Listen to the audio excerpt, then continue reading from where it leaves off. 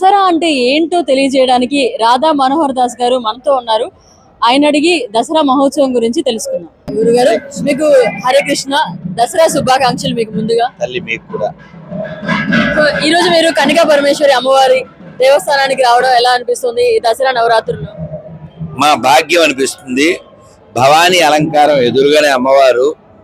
ఇవాళ కుబేర కుంకుమతో అమ్మవారిని అర్చన చేశారు.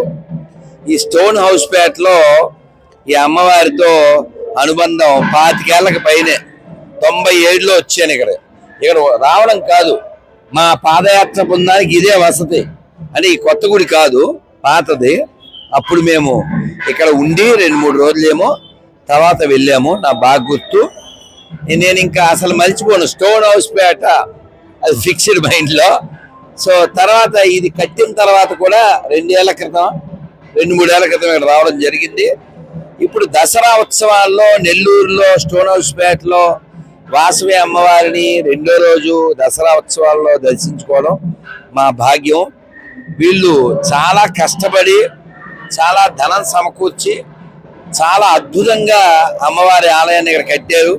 నెల్లూరు పరువు నిలబెట్టే వాటిల్లో తలపగిరి రంగనాథ స్వామి, రాజరాజేశ్వరి అమ్మవారు, స్టోన్ హౌస్ పేట అమ్మవారు. సో ఇదంతా మన భాగ్యం. ఇలాంటి ఆలయాలు ఉండడము, ఈ ఆలయాలు నిర్వహించడము, ఇక్కడ ఉత్సవాలు నిర్వహించడము, అందులో పిల్లలు, పాపలు, పెద్దలు, తల్లులు అందరూ పాల్గొనడం చూశారు కదా. రోడ్ల మీద ఎంత ఉత్సాహంగా ఉంది, గుడి లోపల ఎంత ఉత్సాహంగా ఉంది. కాబట్టి మనిషి ఎప్పుడు ఉల్లాసంగా ఉండాలంటే ఇలాంటి ఉత్సవాలు జరపాలి.